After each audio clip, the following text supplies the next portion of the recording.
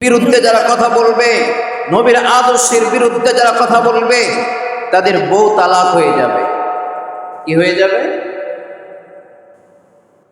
শরীয়তের আল্লাহর হুকুম অমান্য করার কারণে এই যদি তার পরিস্থিতি হয়, আমি বলতে চাই তাদের স্বামী আর স্ত্রীর মিলনের মাধ্যমে যেই সমস্ত সন্তান জমিনের মধ্যে পদার্পণ করবে আল্লাহর হুকুমে, এরা তো জারজ সন্তান হবে। ঠিক না বে ঠিক? উতুল্লিম বাদা যালিকা জানিন। আল্লাহ রাসূলকে যারা গালি দেয় তারা তো জারজ সন্তান। এসপি কত বড় এসপি এটা আমার দেখার বিষয় নয়। আশিকে রাসূল যদি জোর দাবি করতে হয়, এসপির বিরুদ্ধে আমাদেরকে রুখে দাঁড়াইতে হবে। ঠিক কিনা জোরে বলে? এটা হলো মুসলমানদের ইমানের শক্তির কথা। বাস্তব না বাস্তব? দেখবেন কিছুদিন যাওয়ার পরে এর বিচার বড়জোর বিচার হবে।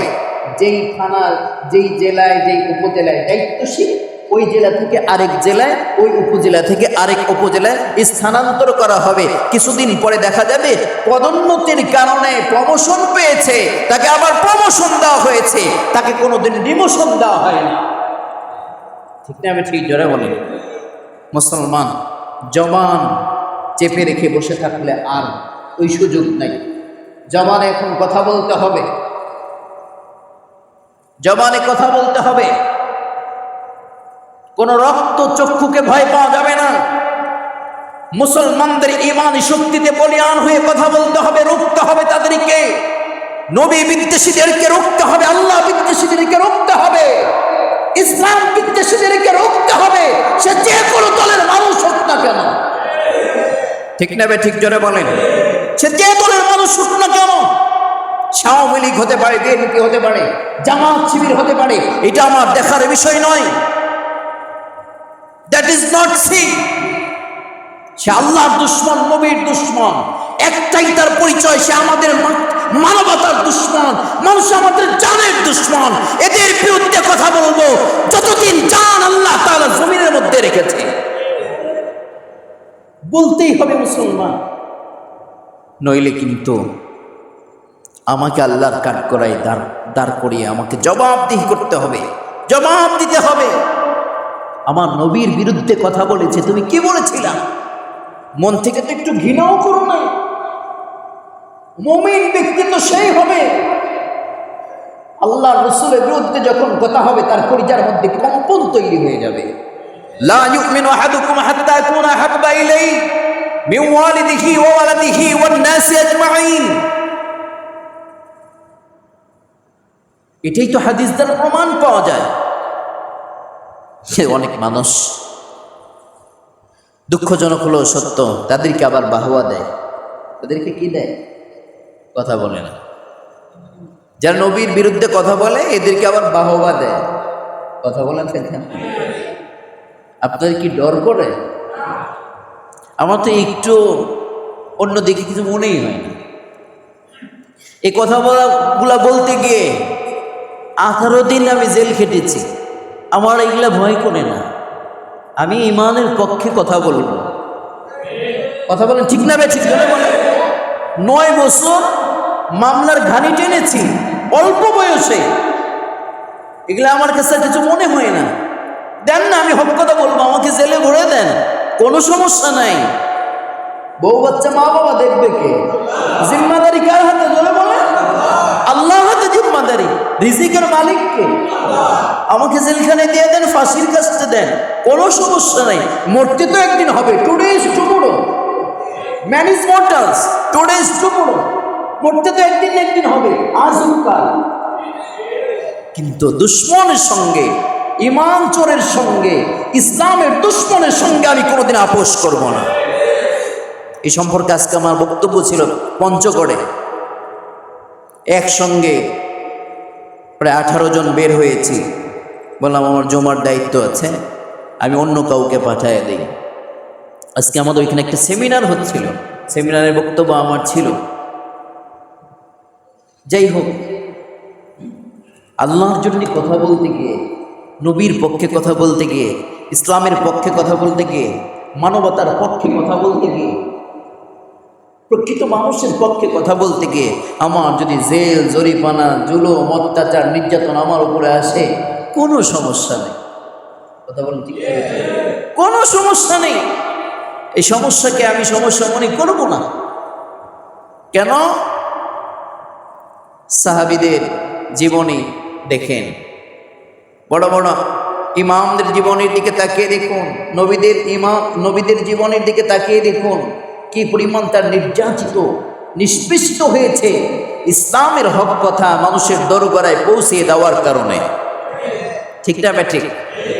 আজকে আরবি নববর্ষের শুভেচ্ছা আপনাদেরকে জ্ঞাপন করে আমি আপনাদের সকলের সঙ্গে একটি কথা পরিষ্কার ভাষায় বলতে চাই। কে কোন দল করলো এটা আমার দেখার বিষয় নয়। আল্লাহর নবীর দুশ্মনের জায়গা বাংলার জমিনে হবে না ইনশাআল্লাহ। আল্লাহর নবীর দুশ্মন যারা, আমাদের দুশ্মন তারা। আল্লাহর নবীর দুশ্মন যারা, মুসলমানদের দুশ্মন তারা। আল্লাহর নবীর দুশ্মনের জায়গা বাংলার জমিনে হতে পারে না।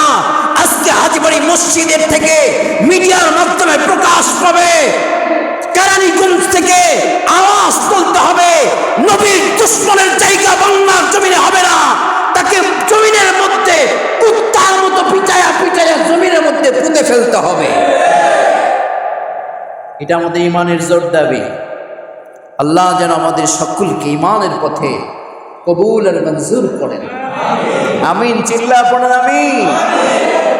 মুসলমান ভাইরা আমার, যাকে কেন্দ্র করে এই মুহররম মাসের আশুরা 10 তারিখে মানব জাতিকে আল্লাহ তাআলা সৃষ্টি করেছেন, সুবহানাল্লাহ বলবেন। সেই নবীর বিরুদ্ধে যখন কথা হয়, কলিজায় কেমন আগুন লেগে যায় চিন্তা করে দেখে। যাদের কলিজায় আগুন লাগবে না, আমি আপনাদের খেদমতে আরজ করে বলতে চাই, নবীর বিরুদ্ধে কথা শোনার পরে যাদের কলিজায় আঘাত লাগে না, তারা ইমানদার না। তারা কি না? পরিষ্কার কথা, নবীর বিরুদ্ধে কথা বলার পরে আপনার শ্রবণ করেছেন, আপনার কলিজায় আঘাত লাগে না, আপনি ইমানদার হতে পারেন নাই, আপনি মুমিন না। আপনি কি না? মুমিন না। যার যার অবস্থান থেকে প্রতিবাদের ঝড় তুলতে হবে।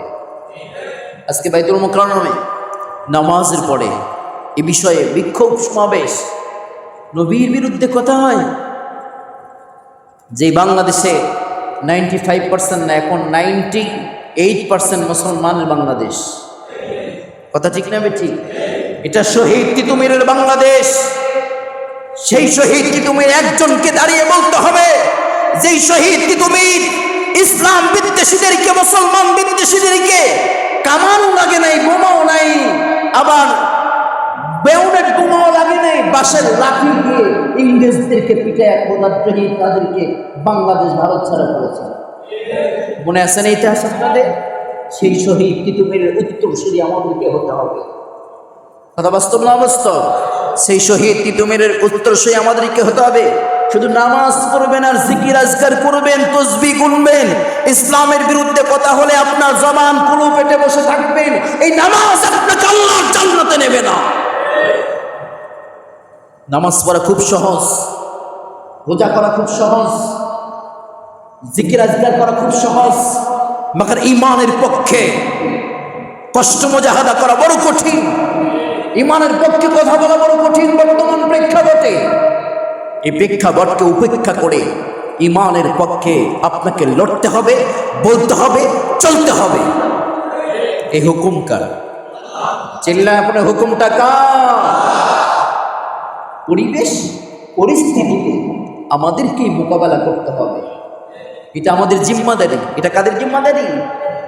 না, নবীরা জিম্মাদারি পালন করে চলে গেছে, আমাদের আর জিম্মাদারি নেই। দিনের ব্যাপারে জিম্মাদারি আমাদের কাছে নাই, দিনের ব্যাপারে আমাদের কাছে জিম্মাদারি আছে। আর একটু ভাবুন, নবীকে কেন্দ্র করে এ মুহররম মাসে আল্লাহ তাআলা পৃথিবীতে মানব সৃষ্টির ইতিহাস করেছেন।